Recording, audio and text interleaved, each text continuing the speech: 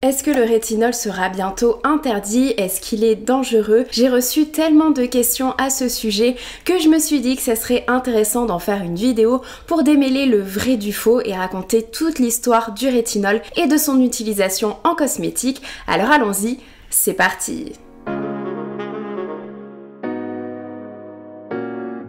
Hey, salut à toi et bienvenue dans cette nouvelle vidéo. Si tu ne me connais pas, je suis Bérangère, ingénieure chimiste spécialisée en cosmétique et du coup le but de ma chaîne et de mon compte Instagram, c'est de vulgariser toute la science des cosmétiques pour te permettre de te trouver une routine beauté adaptée à tes problématiques. Et aujourd'hui, il faut qu'on parle du rétinol.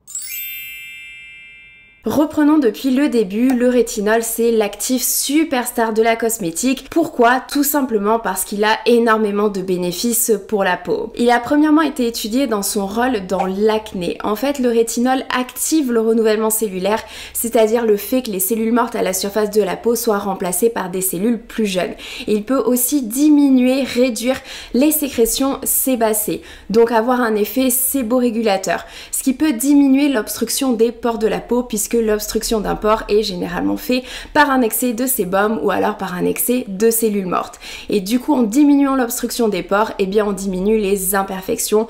Donc on diminue l'aspect granuleux de la peau, on peut avoir une peau plus lisse avec du rétinol et ça diminue également les points blancs et les points noirs. Ensuite, on s'est intéressé à ses propriétés anti-âge et on a remarqué que le rétinol pouvait agir sur la production de collagène de deux façons différentes. Premièrement, il préserve le collagène que l'on a déjà en inhibant les enzymes destructrices qu'on appelle les MMP et qui sont augmentées par les UVB. Et deuxièmement, il stimule la production de nouveaux collagènes pour retrouver une peau plus ferme, puisque la production de collagène diminue avec l'âge. Et pour finir, le rétinol permet aussi de diminuer les taches brunes en bloquant le transfert de la mélanine vers les cellules épidermiques et aussi en diminuant l'activité des mélanocytes qui sont bien évidemment responsables de la production de mélanine. Donc si le rétinol est l'actif superstar de la cosmétique, c'est notamment pour l'ensemble de ces propriétés-là et surtout qu'elles ont toutes été prouvées lors d'études cliniques randomisées en double aveugle, sous contrôle placebo, donc vraiment le top des études. Ce qui fait qu'on peut réellement dire que cet actif est super efficace pour la peau. Alors si tu es intéressé par des produits au rétinol, je t'ai mis directement mes produits préférés en barre d'infos. Tu retrouveras mes liens d'affiliation ainsi que plein d'autres informations. Mais concrètement, le rétinol en fait, c'est quoi?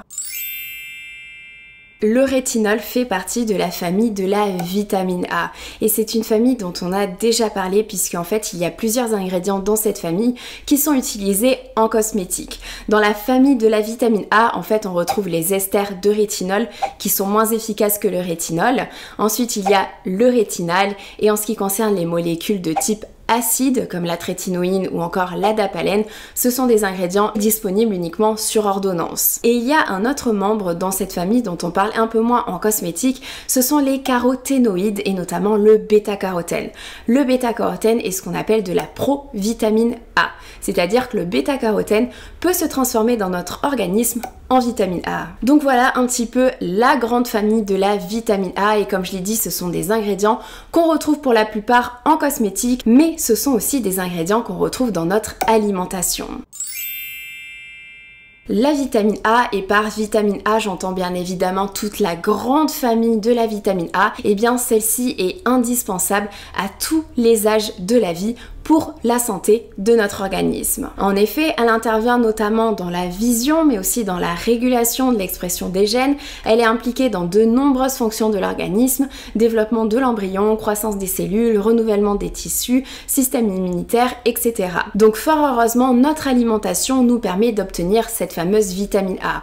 En fait, on retrouve du rétinol et des dérivés du rétinol dans les produits d'origine animale et on retrouve les caroténoïdes et notamment le bêta-carotène dans les produits d'origine végétale. Mais il y a un petit problème ou plutôt quelque chose auquel il faut qu'on fasse attention, c'est que la vitamine A peut aussi avoir des effets négatifs pour notre santé.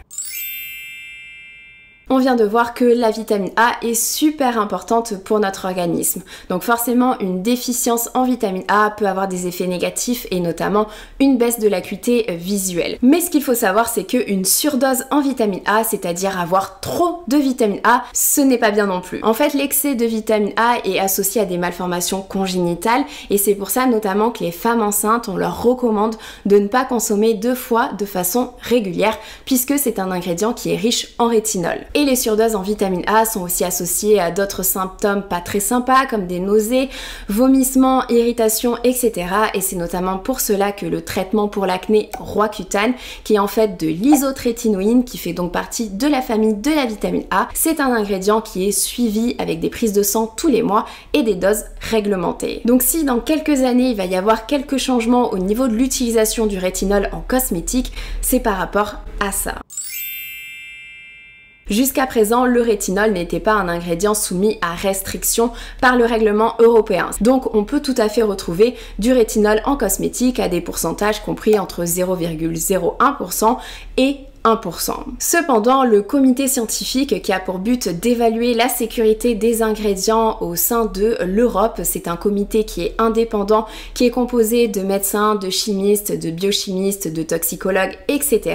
Ça fait plusieurs années qu'il recommande d'utiliser le rétinol à 0,3% dans les produits visage non rincés. Mais c'était une recommandation et non une obligation. Et c'est ça qui a changé. Avec, je pense, tout l'attrait que le rétinol a ces dernières années en cosmétique, il suffit de voir le nombre de produits au rétinol qui sont sortis ces dernières années, et bien le comité scientifique a réévalué la sécurité du rétinol en cosmétique et ce n'est plus une recommandation, mais ça va devenir maintenant une obligation. Ils ont pris cette décision puisque la vitamine A en surdose peut avoir des effets négatifs sur notre santé et que les produits cosmétiques ne sont pas la seule voie possible d'obtenir de la vitamine A puisque, on vient de le voir, la vitamine A est également présente dans notre alimentation et encore heureux puisque, je le rappelle, elle est aussi nécessaire pour notre santé. Mais étant donné qu'on retrouve du coup du rétinol en cosmétique dans notre alimentation et il nous reste une troisième voie d'obtention de la vitamine A, ce sont les compléments alimentaires. En prenant en compte ces différentes sources, ils ont choisi de restreindre l'utilisation de la vitamine A en cosmétique. C'est pour cela que d'ici fin 2025 et plutôt 2026, le rétinol sera présent à hauteur maximum de 0,3% dans les produits visage non rincés en cosmétique. Donc autrement dit, tu peux dire au revoir aux produits cosmétiques qui contiennent plus de 0,3% de rétinol, donc les produits avec 0,6% de rétinol et les produits 1% de rétinol. Cette nouvelle réglementation ne dit cependant rien concernant le rétinal, qui est le petit cousin du rétinol et qui peut être même plus efficace sous certaines conditions. Donc il y a quand même fort à parier que les fabricants vont justement changer, vont faire de nouvelles formulations en remplaçant le rétinol 1% avec du rétinal 0,1%. Donc voilà un petit peu l'état des lieux du rétinol et de son utilisation en cosmétique. Alors certains trouveront ça injuste puisque après tout le pourcentage de vitamine A que l'on obtient avec la cosmétique reste quand même relativement faible par rapport aux autres voies d'obtention de la vitamine A qui sont l'alimentation et les compléments alimentaires, mais c'est comme ça, le comité scientifique a pour but de prendre de grands principes de précaution pour notre sécurité. Surtout, je te fais de très gros bisous, prends soin de toi, prends soin de tes proches, ciao.